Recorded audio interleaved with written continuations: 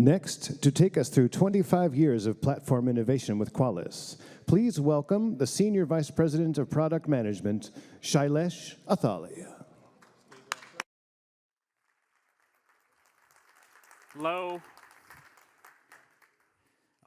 All right, that was an awesome keynote and the launch of first Cloud Risk Operations Center, and fantastic demo by Mayuresh as well on how the Qualys Enterprise TruRisk Management actually works and helps you operationalize your ROC. So, by the way, thanks for announcing my name. Just to confirm, I'm not the person who left the bag at the airport. So thanks for that.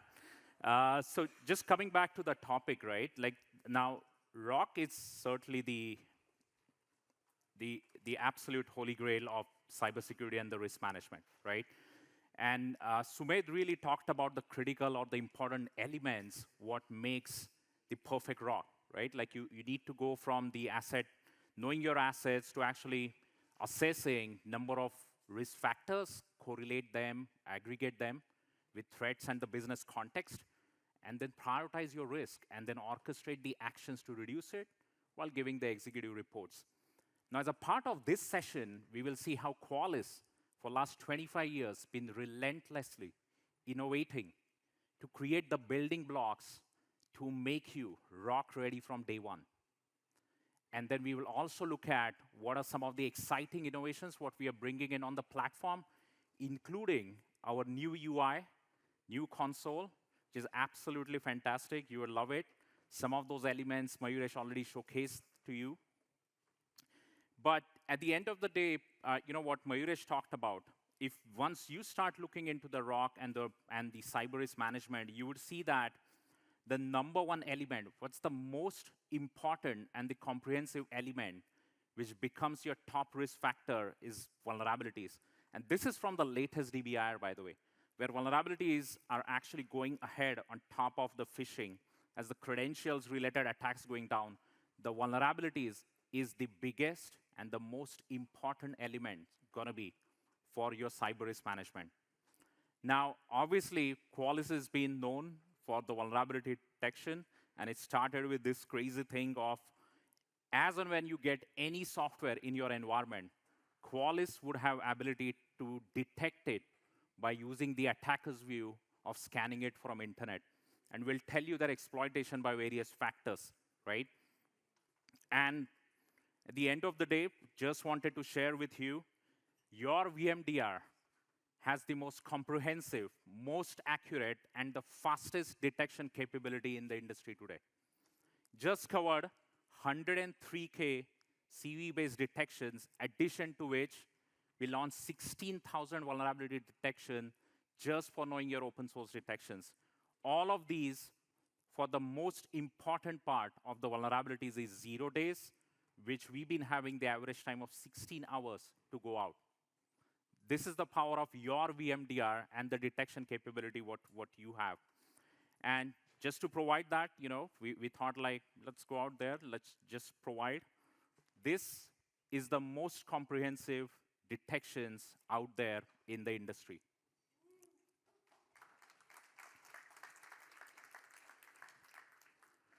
Now, obviously, we understand the research team been seeing, and as the infrastructure was getting more hybrid, as the attackers were getting more sophisticated, this data tells you from all the CISA KEVs, 22% of these CVEs could be exploited remotely, while the 78% would require the detection locally. Also, if you see the right box, the 70% of the celebrity vulnerabilities do not require any kind of authentication.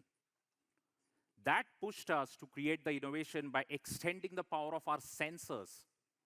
And we extended our sensors to provide you a mechanism to detect these vulnerabilities locally, as well as remotely, as well as by using your cloud-native sensors. So any vulnerability out there, Qualys provides a mechanism to detect it in a comprehensive manner. What's the outcome for you because of that? Is the only vulnerability detection player which has 99% of coverage for all CISA out there. No tool out there provides that kind of coverage for you. Now, obviously, as the vulnerability detection was becoming an important factor, as Sumedh talked about it at the start, well, really, is the cyber risk or the vulnerability risk management, is it really just the cyber risk problem, right? And our good friend, obviously, Jeff, tweeted that also on the side. The hardest problem today in your cyber risk management, in vulnerability risk management, are asset, patching, config, and device administration. So all of these elements need to come together for you to make sure you're managing your risk well. And obviously, the number one risk factor for that is to know all of your assets. And if you look into all of your assets, it's not just knowing the known inventory. It's not just knowing your attack surface. I know a lot of time we use the term attack surface, but is it really your risk surface? Let's take an example, right? Like if you think your attack surface is 100%, Qualys external attack surface management being leveraged by 2,000 plus customers, we are seeing that there is 25% of assets, which is an attack surface addition to the known one, customers did not know about, but is indeed their attack surface and is exposed to the attackers and is unknown to them. But when I talked about whether it's risk surface or not, look at the numbers at the bottom. The attack surface, though it is 25% more assets, do you actually know that the 15% of those are the ones causing you the risk? The ones which are not just exposed outside, but also have the open ports, but also have the risky software running, which could be exploited. The other 11% actually have, could you believe it, the database running, exposed to Shodan, exposed to attackers for no, and you don't know about. So that's about knowing just the assets what we don't know about and their risk surface. But this is not it, right? Like we are all doing the vulnerability risk management. We are all detecting vulnerabilities. Let's again take an example of why it is important for us to know the context of the asset, why this first risk factor is so important. This is again another chart, right? Think about if you're managing the risk of CISA caves, like these are all 1,200 CISA caves which are growing. If you look into how fast the vulnerabilities in CISA caves due to end of life and end of service growing, 46% of the CISA caves today are due to the end of life, end of service software. That means you're not getting a patch for it, but we keep on detecting it. We don't know the context of the asset on which it is running, and we are not going to be able to take the risk down. This is the second part of the asset context. Now, obviously, if you look into the third part of that, and this was really, really interesting. We just thought, like, let's look at the risk surface again of customers, right? Like anonymized data again, the context of the asset. When we looked at just the server assets, this is really important as you're managing the vulnerabilities especially. When you look into that, 1/5 of the server environments have the software, which are desktop-oriented software, which are running on these servers. What does it mean? But like, why would you care about it, right? Out of those, 22 software, which are in top 30 running software in any server environment, 22 are related to desktops. And what it means is all of those are causing high-risk vulnerabilities. And out of 30 vulnerabilities on an average we are seeing, 14 are related to these software which should not be at first place running in server environment. So that means half of the time we are putting in for detecting vulnerabilities, prioritizing them, and patching them is essentially not even required if you actually get rid of that risk surface. Now, do you want to actually see the list of software? It's going to be shocking. Let's look at the top softwares, right? Like which are typically running in server environment, right? Like, and actually Sumedh took an example of Google Chrome sitting pretty at number 2. But look at the reason why they shouldn't be running. Look at the ones which are having the risky vulnerabilities on them. And guess what? How many of those are already end of life, end of service? This is the context, right? Not just knowing the risk of the vulnerabilities, but the context of the asset, whether that should be running in my environment. Look at our favorite Flash player. You're never going to be able to patch it when it shouldn't be even running on the server environment, right? So that's the context which really pushed our teams to come up with one of the most innovative capability out there, cybersecurity asset management, which really help customers to use all of our hybrid sensors, pull this data back to the platform from our network scanner, agent, as well as cloud connectors, even the SaaS connectors, pull that data back from all of the sensors to provide you the asset inventory with the context of risk, which we just talked about, and with the context of business by tapping into your IT-centric CMDBs, by bringing in who's the owner of that asset, what's the criticality of the asset. If it's used by my payment app, my checkout app, kind of critical applications. The same capability helped our customers to know their internal and external attack surface, not just from the point of view of knowing the assets, but what's the risk they're posing. And the most important part is this is already integrated for your risk management program or your ROC as well as your ETM. So nothing for you to actually deploy. This is going to have the base setup for the first important element, what Sumedh talked about, unified inventory. If you don't believe me, we're going to quickly do a demo of the same.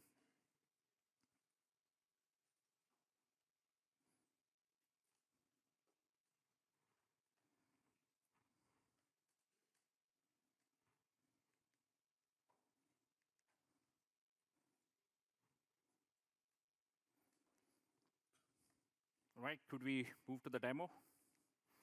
All right, so quickly, so a couple of things I'm gonna showcase as a part of this demo, right? The unified inventory needs to consider not just your inventory, but your external attack surface. All you got to do is provide your domain name.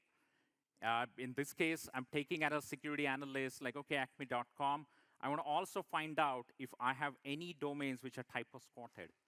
The second part of that is, as soon as this is done, what Qualys would be able to provide is detection of all of your external attack surface. But importantly, not the laundry list of all of your assets which are externally exposed.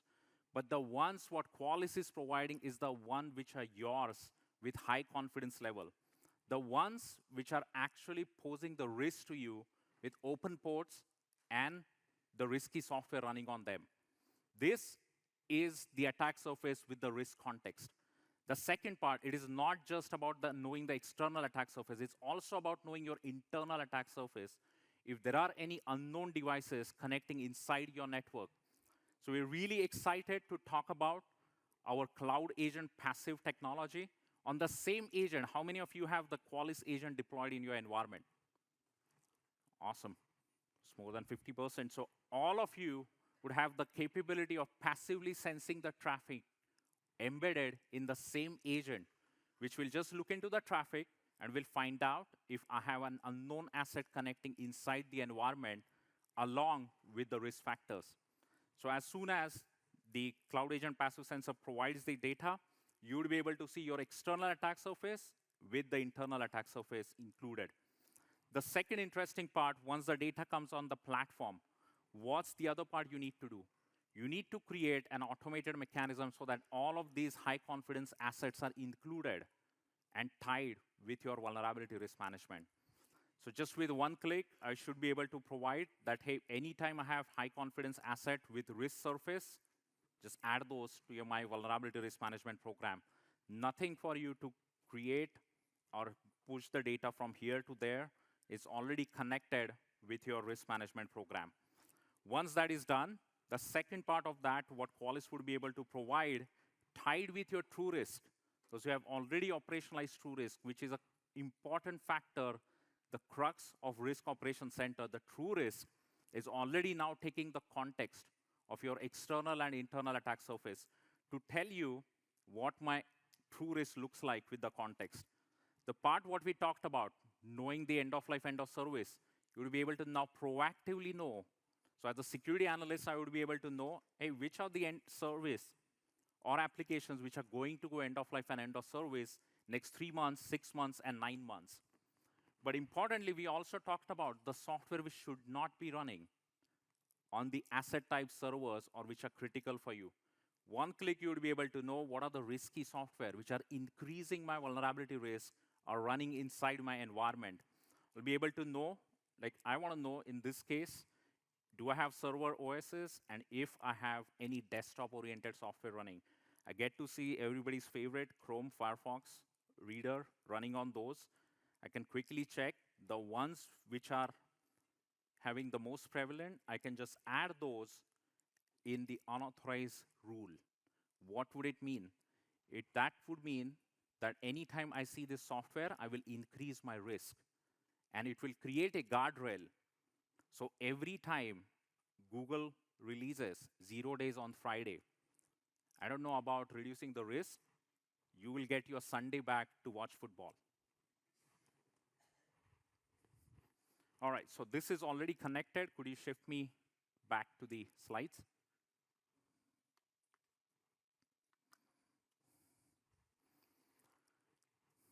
Awesome. So this is how it provides the first important base of your risk operations center. Now let's talk about, obviously, all of your risk factors are not related to vulnerabilities.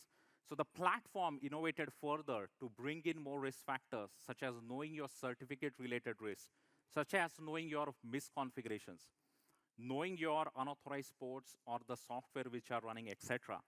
But like Sumedh talked about it, right? Like these are just dots, right? These are nothing but dots. If you use multiple products from outside, you'd also get this information. But the innovation is the TruRisk is now evolved to get all of this data in, correlate those with 25 plus threat feeds, which otherwise you need to bring in from third-party sources. They're all natively correlated. For you to get those back in, correlate them better, for you to know what are your toxic combination-based TruRisk looks like, so that you know that just one number, 143K vulnerabilities, misconfigurations, together I need to go after for those assets. Now let's look at that, right? Like why TruRisk has evolved to be dynamic in nature. This is one of the most important factor to make your ROC successful. If you look into it, it takes into consideration the asset-related context. It considers ransomware vulnerability and risk of the vulnerabilities context. It considers now data of misconfigurations, considers the criticality from the business side, as well as your mitigation factor, what Mayuresh talked about. Do you have your favorite EDR or EPP running on the asset which you're trying to secure or not? Now, when you put that into action in practicality, right? Let's take an example how it would look like. If you consider 100% of the asset as the sample for your internet-facing asset, obviously the percentage of those will be taken up by TruRisk to increase the TruRisk score, though that toxic combination would be much lower. But we are providing you the one which have both combination, the internet-facing with vulnerabilities, with open ports, with CISA Kev or ransomware, and the one which is also having the port running outside on that external facing asset. All of those are considered for the aggregation for you to know what's your TruRisk based on the toxic combination. Same, we are extending the power of the platform for bringing in the misconfiguration. Remember, misconfiguration is the second biggest attack vector.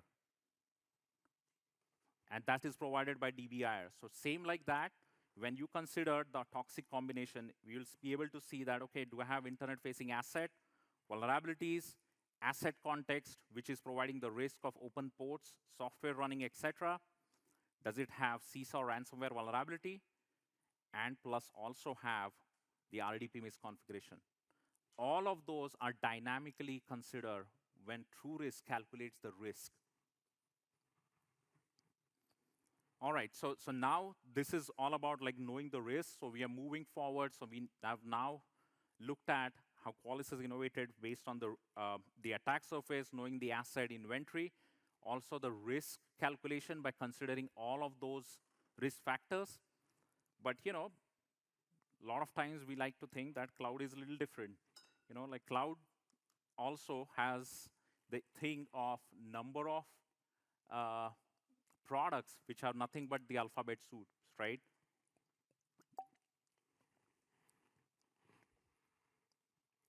So what makes up CNAP, right? Everything what I'm going to talk about, what I'm going to show up, is pretty familiar. It's same as what we've been seeing before. You have VMs in cloud, you have serverless, you have containers, you have lambdas, you have uh, workloads, resources, etc. But to secure those, we need to use the tools, which are nothing but the soup of acronyms, right? All of those are actually tied to the same parts what we talked about.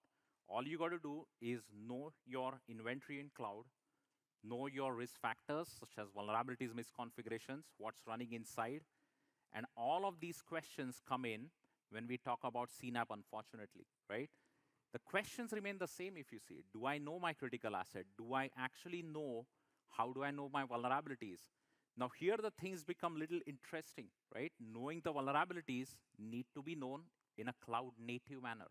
And Kunal will talk more about it, how the innovation, what Qualys is bringing in, considers both agent and agent-less mechanism to bring in data. But with all of that, the question remains even when I get this data, what's my cloud risk? Now, when I ask this question, what's my cloud risk? This is typically what we get, right? What's my cloud risk? Like, I have these many accounts, I have these many misconfiguration, I have these many instances, these many malwares, etc. Same like that, what we just talked about. Now, the new element which is getting added, because it's interesting, is, hey, I can actually know my risk using attack paths. So I don't know how many assets you manage, but a lot of times, these attack paths, just to bust the myth, these are relationship graphs. Your attacker is not going to take the same route the relationship is showing in your network diagram. The attack paths today are showing if the asset could be reached from outside in or not. And I don't know, again, like how many assets you manage, but if you actually see, typically, we are seeing thousands of these attack paths created. But again, my question remains, do you know your cloud risk? So one of the parts what we are excited about is extending the power of TruRisk for cloud security, extending your favorite VMDR, knowing your asset, knowing your TruRisk for knowing your cloud risk. So when Qualys sensors in an agentless and agent-based manner detect all of these misconfiguration vulnerabilities, associated malware, etc., we are not going to provide you just these siloed risk factors, but we are correlating all of these together for you to know how many of those are actually having the business impact, how many of those are actually creating the risk for you. And how would it look like? So all of the CSPM related data has come in. It would get correlated with the data of underlying workloads vulnerabilities to know if your risk is going high or not. And if we find out in an agentless manner, if you have the malicious activities happening on the same environment, your TruRisk will automatically go up. We have a fantastic demo created by our cloud team. Kunal is going to present that post-lunch, so stay tuned for that. I'm not going to right now do the demo of Total Cloud. But this will actually tell you what you need to concentrate on as toxic combinations for managing the risk of your cloud. With that, what's the next attack surface what we have, right? If, like Sumit talked about it, like if I wouldn't have put AI in my presentation, probably I would have gotten from Marek slot after lunch. But now that everybody is using AI, right? As everybody is using AI, the simple question what I want to ask, how many of you know where your LLMs are running? How many of you actually know? Like everybody's companies, platforms are talking about powered by AI. How many of us actually know where AI is running? That's why we are excited to launch our total AI capability, which is extending again the power of the same sensors, your TruRisk way of calculating your risk for you to know not just where your AI is running, discovering all of your AI workloads, your AI-specific software, your GPUs, your LLMs, your SLMs, by mapping it to underlying workloads attack surface. Not just that, the same capability now includes 1,000+ vulnerability detections just for knowing AI-specific vulnerabilities, such as in TensorFlow, such as in the packages which are used by these known LLM software.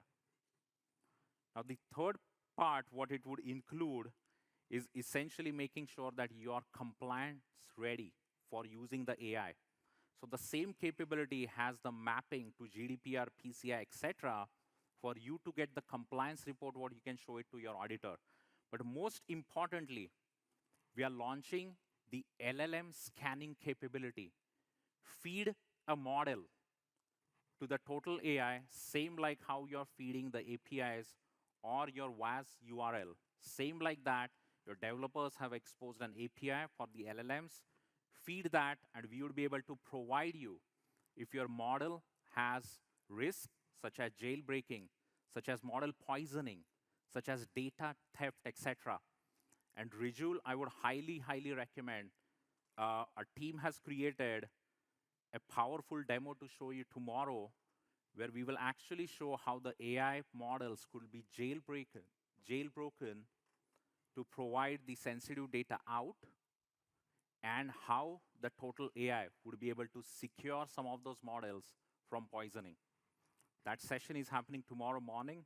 I'll definitely ask you to add that to your calendar. Awesome. And then this is all about measuring the risk, right? Measuring all the elements, all the critical risk factors. Another important part we're really excited about is showcasing you how our UI and our console is evolving, right? With the new design philosophy, we want to make sure that your data is not just data for you, but it is actually providing insights for you.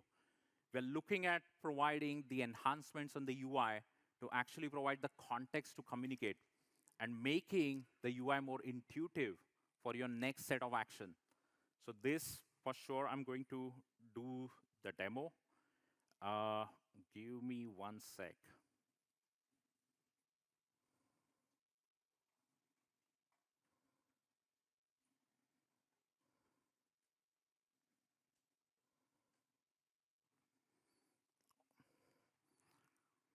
All right, so this is going to be new Qualys UI.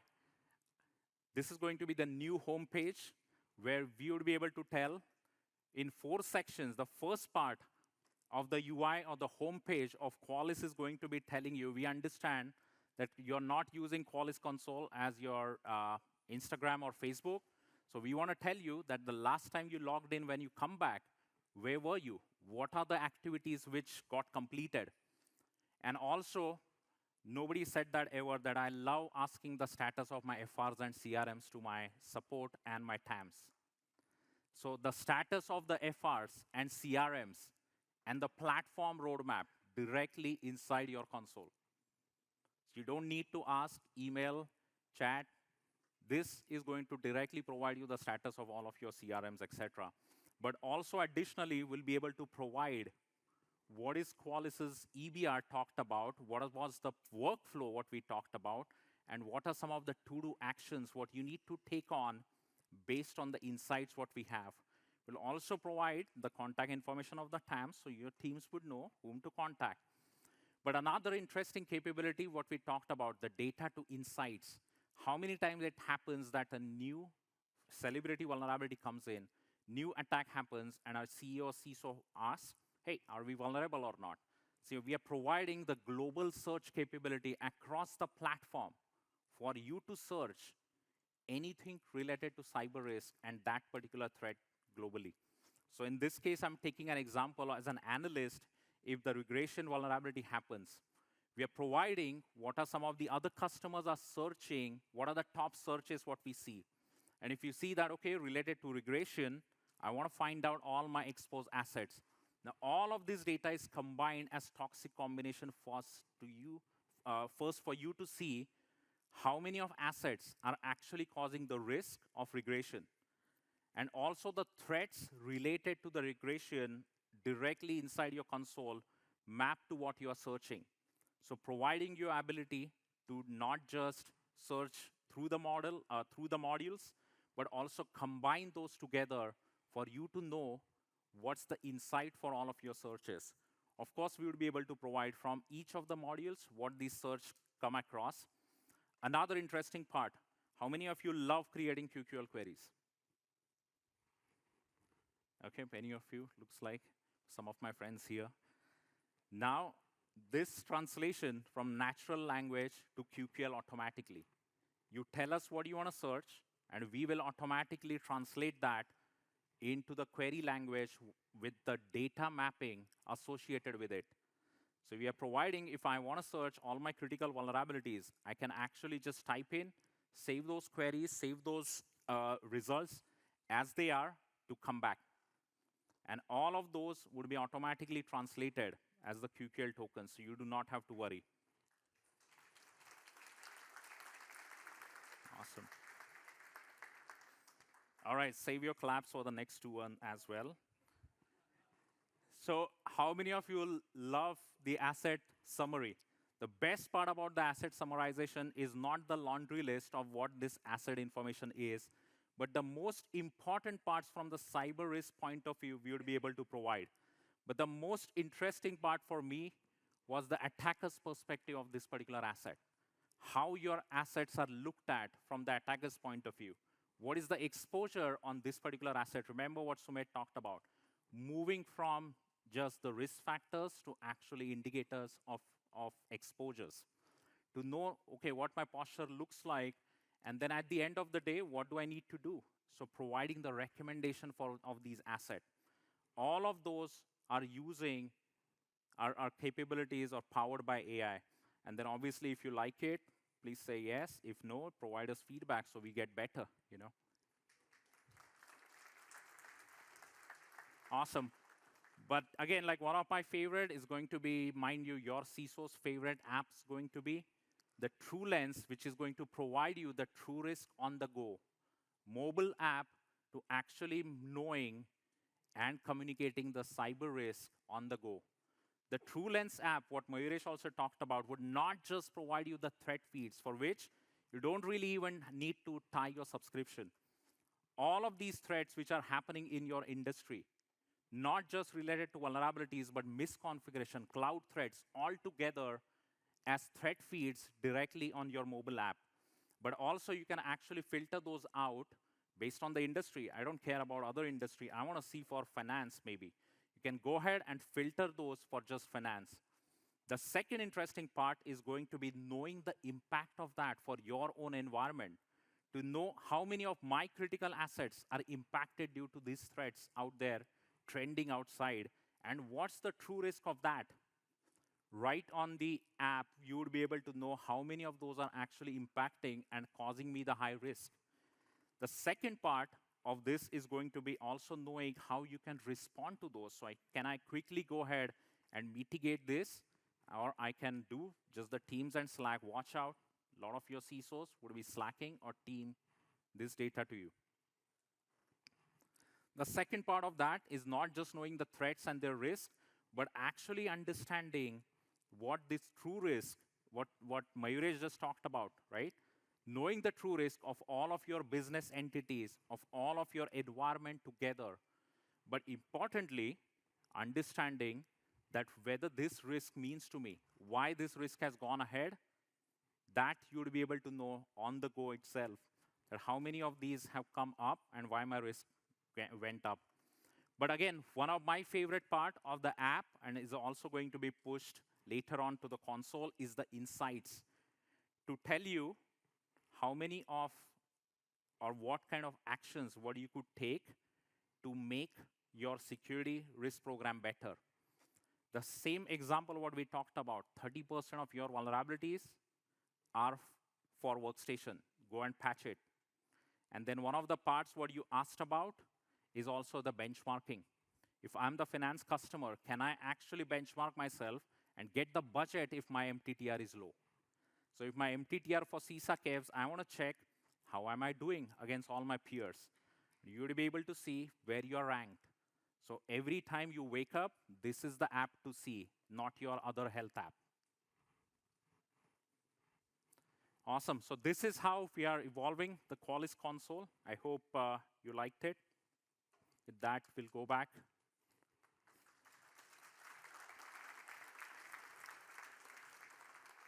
Thanks, Rima.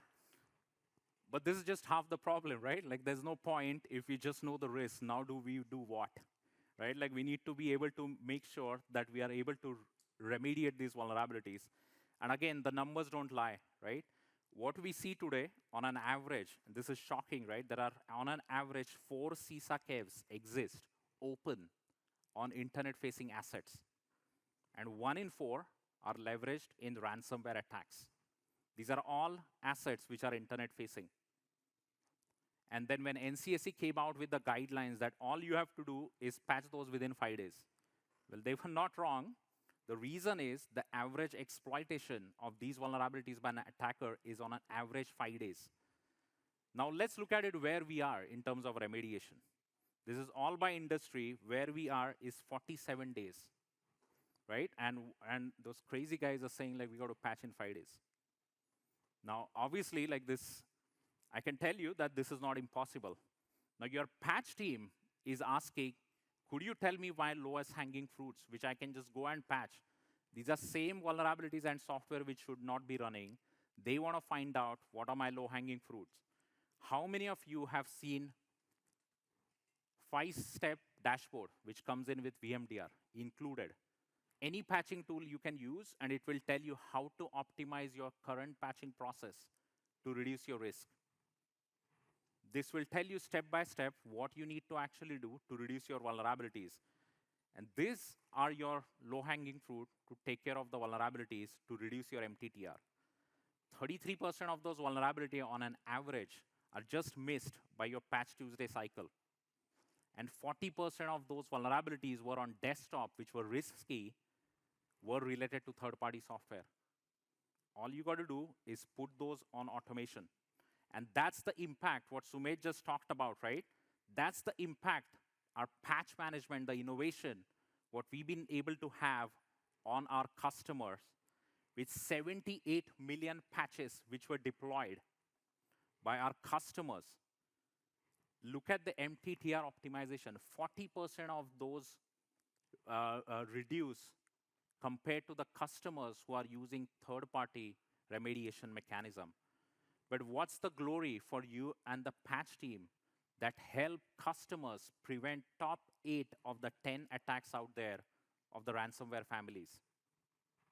Why we were able to do that is the only patch management which talks the language of vulnerabilities and remediations together.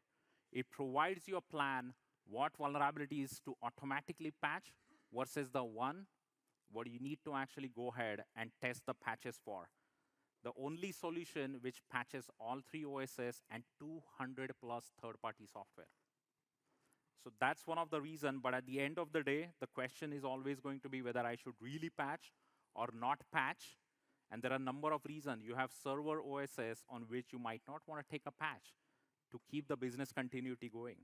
But you still have 0 days, or you have still risky vulnerabilities. So you as a cyber team, you want to still reduce the risk of it. So how do we are able to do that?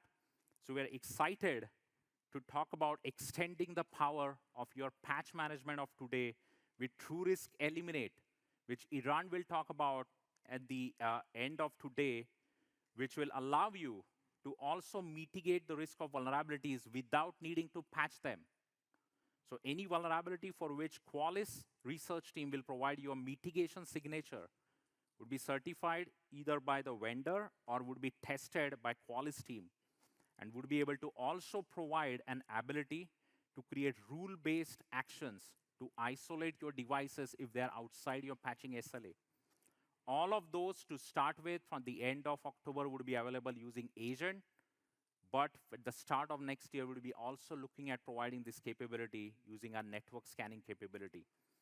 will allow you to extend, like I said, patching to mitigate, and you would be able to create, interestingly, an automated workflow or the jobs to decide whether you want to patch or mitigate or isolate all of those. And at the end of the day, even if we are doing all of these cyber risk things right, your favorite auditor is still going to come and knock on the door and show my compliance report. So everybody's favorite compliance, PCI, is now 4.0. And now what Qualys innovated is you can come up with any regulation you would like, any mandate. In this case, I'm talking about PCI 4.0. What are the key requirements of PCI 4.0 in just one a slide of 5 points? Requires authenticated scan, requires you to manage the integrity as well as access monitoring. All of those would be provided, they're already provided in the platform for you to be ROC ready. Allows you to auto-discover your scope of compliance, assess its risk of misconfiguration, and then remediate those all together and provide you for your auditor one report, one dashboard for you to monitor. This is how knowing your assets, to knowing the risk of vulnerabilities, to knowing all of your risk factors, to prioritizing them across cloud AI, as well as providing your executive and your auditor report, you would be nothing but ROC ready from day one with Qualys native capabilities. And of course, Mayuresh would tell you that you can also bring in non-Qualys data for your ROC to operationalize the risk management across your environment by bringing in Qualys and non-Qualys data. With that, if there are questions, do let me know later on. Otherwise, I'm between you and your lunch.